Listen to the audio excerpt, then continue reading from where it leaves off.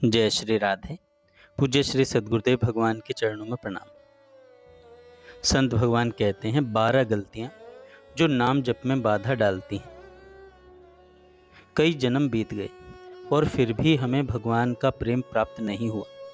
इसका मुख्य कारण है इन 12 दोषों में से कोई न कोई दोष। ये दोष हटाने से भगवान के प्रति प्रेमा भक्ति जागृत होती है। आइए सुनते हैं। पहला, आहार दोष। अधर्म, बुरी कमाई का अन्न, दूषित भोजन, मांसाहार, शराब आदि या ऐसा खान पान जो बुद्धि को मलिन कर दे। भजन चेतना घटती है इन चीज़ों को खाने से। भजन चेतना घटती है, मन भोगों में उलझता है। उपाय क्या है?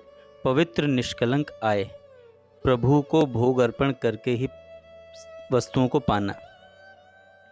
जरा सा उपवास जब जरूरत लगे। दूसरा है शरीर का दोष, मतलब अस्वस्थ शरीर जिससे भजन बने ही नहीं। क्या असर होता है इसका? चित्त भटकता है, नाम जप में स्थिरता नहीं हो पाती। उपाय, रोज व्यायाम करना, प्राणायाम, संतुलित आहार, साधन के साथ शारीरिक नियम जरूरी है। तीसरा है आलस्य, यानी जब भजन और सेवा में सुस्ती, ज़्यादा नींद।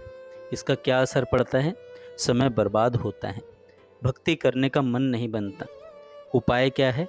सख्त दिनचर्या, समय पर उठना, भक्ति में छोटे छोटे लक्ष्य बनाना और उन्हें प्राप्त करना, नित्य संख्याबद्ध होकर नाम जप करना, सुबह की साधना को प्राथमिकता देना।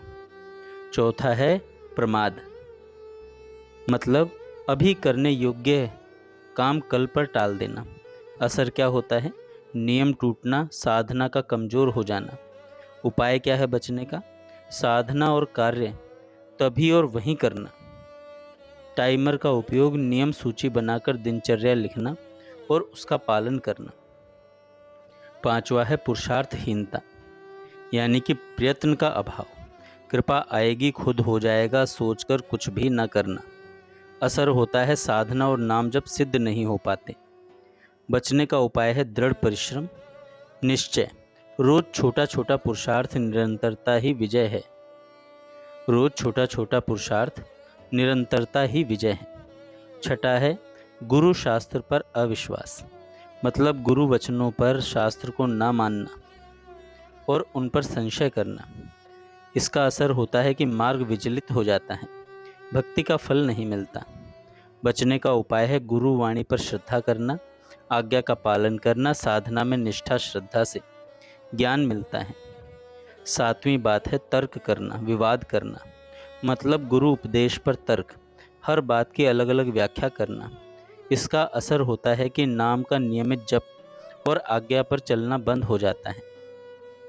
उपाय है बचने का कि मौन का आश्रय, सरल चित्त रखें और बिना कोई विचार किए गुरु वचनों का पालन करें।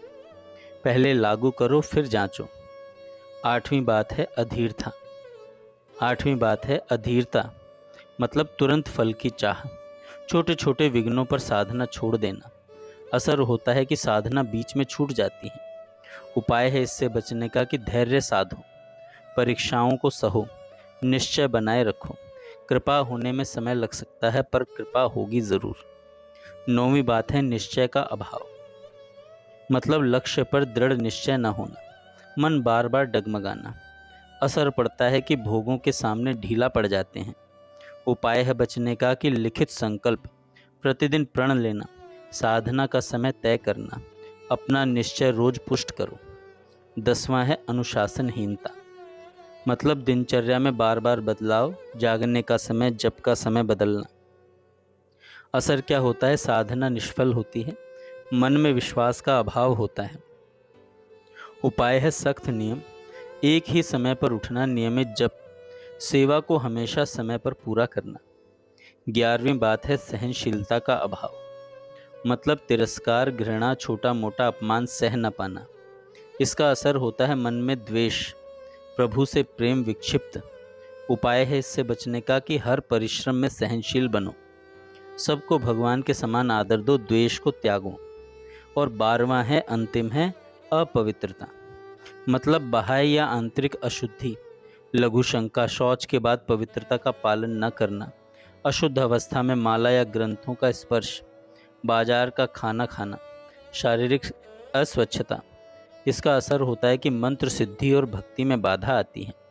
इससे बचने का उपाय है पवित्र आचरण, शौचाचार की सावधानी, जहाँ तक संभव हो शुद्ध अन्न, बाहरी भोजन में संयम। जय श्री राधे।